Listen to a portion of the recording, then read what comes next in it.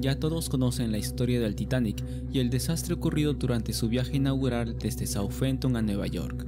Un accidente ocurrido hace ya más de un siglo que tuvo lugar en alta mar, lejos de la mirada de cualquiera que no estuviera involucrado en la catástrofe. Un desastre colosal, de un tamaño tan grande que los periódicos de la época debieron enloquecer con la noticia.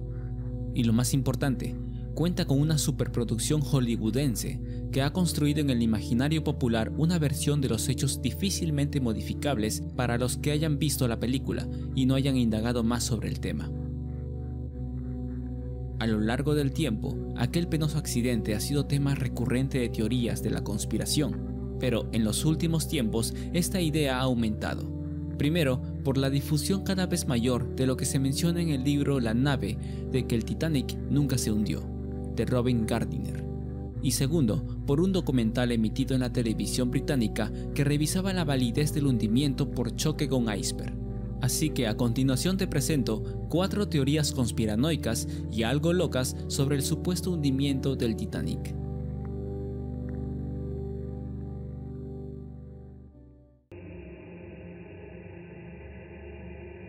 Un asesinato encubierto.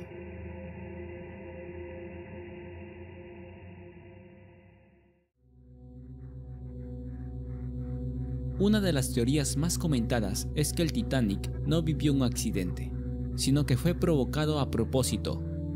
J.P. Morgan se le conocía como el Napoleón de Wall Street. Era un empresario y banquero millonario que daría nombre al banco que conocemos hoy día por la misma nomenclatura, y también era el propietario del Titanic y otros transatlánticos. Entre otros tripulantes, había 3 hombres importantes que iban a luchar contra la creación de la Reserva del Banco Federal de Estados Unidos, un organismo en el que Morgan tenía puestos muchos intereses. Este podría haber sido el móvil del hundimiento premeditado del barco. Como sabríamos por la prensa de la época, a los días del accidente, Morgan había declarado que viajaría en el Titanic en su fatídico viaje, pero un día antes de zarpar, alegó estar enfermo y no poder montarse en el barco. Sea cual fuera su enfermedad, debió de pasarle rápido, pues a los 3 días de la partida del Titanic, cuando llegaron las noticias del hundimiento, se le encontró en un resort francés junto a su querida. A estos indicios se le suma otro. Varios de los aristócratas del entorno de Morgan, que tenían pasajes gratuitos para viajar en el Titanic, cancelaron su viaje pocos días antes de que zarpase el navío. De hecho, entre los pasajeros de primera clase se vieron muchísimas anulaciones a último minuto. Supongamos que Morgan hubiese planeado meter a esos 3 opositores del proyecto gubernamental en el banco, para luego matarlos. Estaríamos hablando de unos de los hombres más sanguinarios de la historia.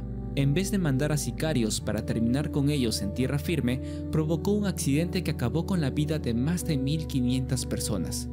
No se puede comprobar tal hecho, por algo es considerado una teoría conspiranoica, pero no suena tan descabellada, ¿o sí?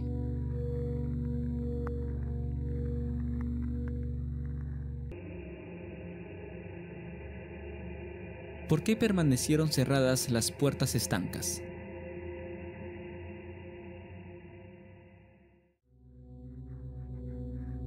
Esta teoría involucra las puertas estancas del Titanic. En teoría, si estas puertas hubieran sido abiertas, el barco podría haberse asentado en una quilla uniforme y con ello posiblemente mantenerse a flote el tiempo suficiente hasta que llegaran los buques del rescate, que por cierto esperaban que llegasen mucho antes, o es que alguien quería que se hundiese de todas maneras. Pero esta teoría se llegó a analizar y se comprobó que tiene poca validez. Primero, no había puertas estancas entre ninguno de los 4 primeros compartimientos, por lo que era imposible que se redujese de forma significativa la concentración de agua que había en la proa. Y segundo, algunos cálculos hechos por expertos demostraron que cualquier cantidad significativa de agua que hubiese ido a popa desde la 4ª sala de calderas habría provocado de todas maneras el hundimiento del transatlántico. Y lo habría hecho además dejando al barco sin luz por más de 1 hora de tiempo extra y acortando el periodo del hundimiento en 30 minutos vitales. Es decir, las razones para no ordenar la apertura de las puertas superaban en peso los motivos para así hacerlo.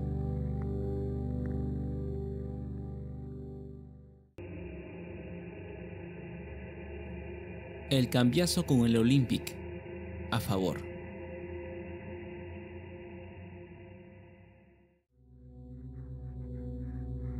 Esta es la teoría de mayor peso en internet, la que más comentarios y reflexiones minuciosas ha suscitado entre los buscadores activos de la verdad. La empresa inglesa propietaria del Titanic era White Star Line, y justamente en 1912 se encontraba en graves problemas. A principios del siglo, los de Liverpool tenían como objetivo crear los buques más grandiosos y lujosos de todos los océanos. Ese proyecto germinó en la construcción de 3 barcos casi idénticos: el Titanic, el Britannic y el Olympic. Fue precisamente esa última embarcación la que sufrió un duro choque. El 20 de septiembre de 1911, el Olympic tuvo un grave incidente con un buque de guerra, el HMS Hawke, que se acercó demasiado debido a la turbulencia de la hélice del Olympic, colisionando con este y provocándole graves desperfectos al HSM Hawke. Tras un análisis de los hechos, se declaró culpable del incidente al Olympic, por lo que el seguro no cubrió los gastos de la reparación. A los mandos iba el capitán Edward John Smith, el mismo que capitanearía también el primer y último viaje del Titanic. ¿Qué decidió hacer entonces White Star Line para evitar la bancarrota?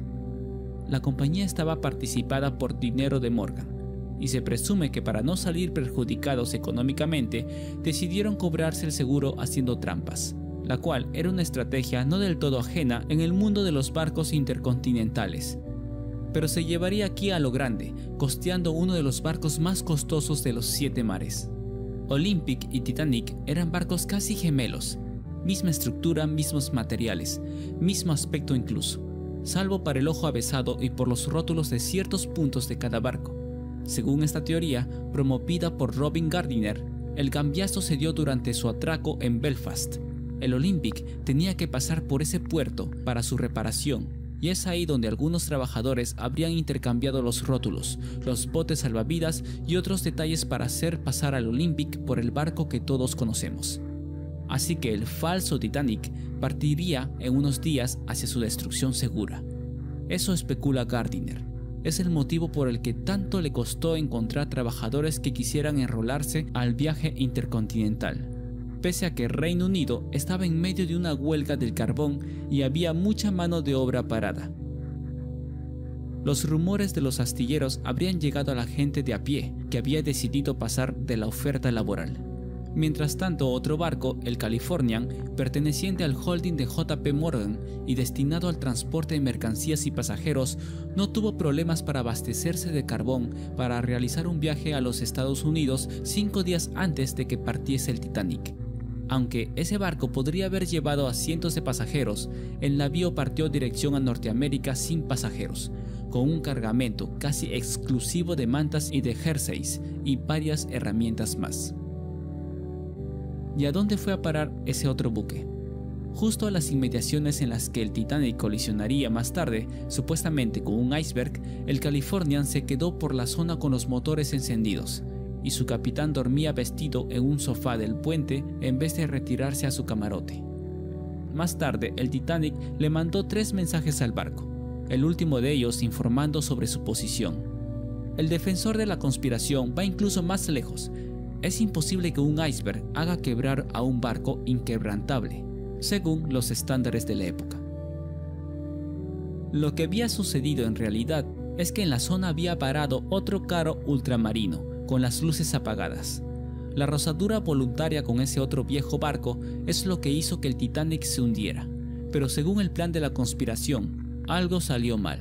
Desde el Titanic divisaron en el horizonte un barco a unos 8 kilómetros de su posición y pensaron que era el Californian. Fue entonces cuando chocaron, pero en verdad ese era un bote distinto. El otro barco de Morgan estaba mucho más lejos, a 20 kilómetros, esperando sin éxito que apareciese el Titanic. Como el barco de rescate tardó más de lo previsto en llegar, empezó a entrar el pánico. No iban a subir a un nuevo bote pronto, y las posibilidades de muerte por ahogamiento o congelación se convirtieron en una realidad. De pensar que podrían morir unas pocas personas, a que más de 2/3 de los pasajeros perecieran en el accidente. Algunos pasajeros afirmaron que de los botes salvavidas Algunos de ellos llevaban inscrito Olympic, y años después, cuando se pudo ver el transatlántico sumergido por equipos de exploración, las cámaras captaron algunas de las letras fijadas a su casco, dejando ver lo que había detrás, en este caso una M y una P, MP de Titanic o MP del Olympic.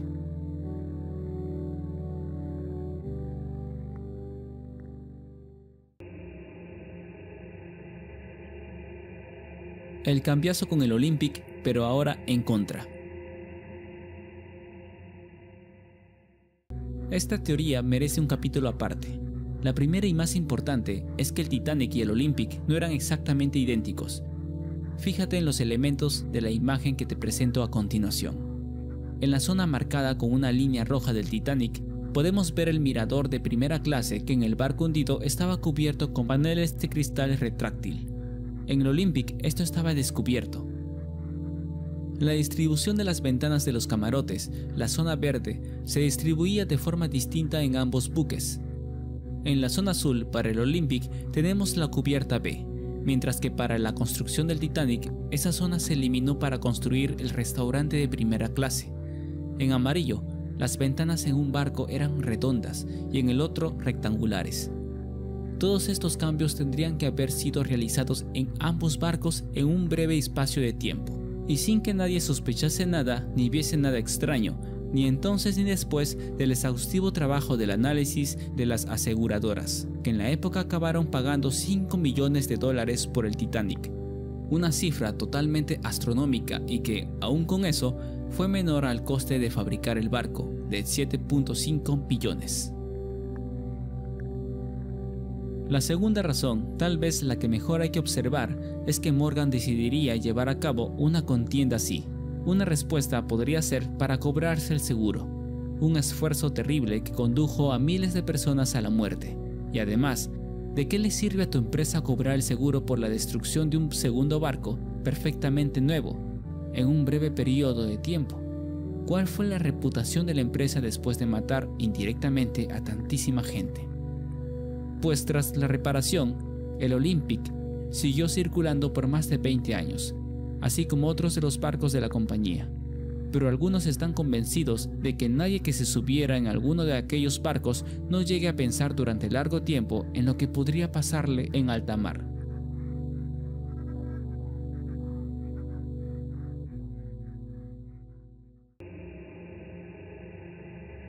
Malos humos desde Belfast.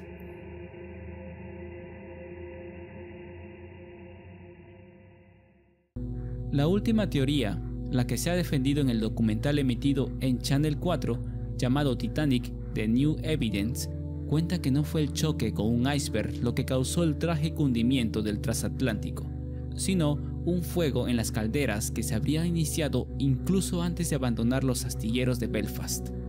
El autor y periodista Senan Moloney revelaba en el documental que unas fotos del barco recién publicadas y que obviaron por más de un siglo muestran cómo ese barco insumergible ya se estaba debilitando por un incendio de carbón incluso antes de iniciar su catastrófico viaje inaugural. Un problema creciente provocado por el fallo humano que, según esta teoría, le fue silenciada a los pasajeros del buque hasta que fue demasiado tarde.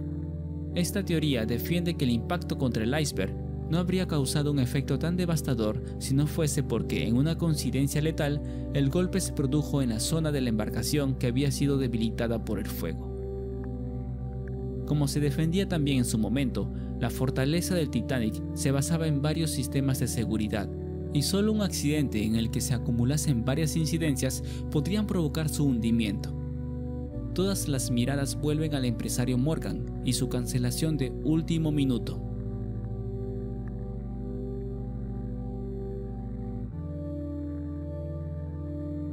Esta es una de las teorías más viejas y tal vez la más fundamentada, aunque no comprobada.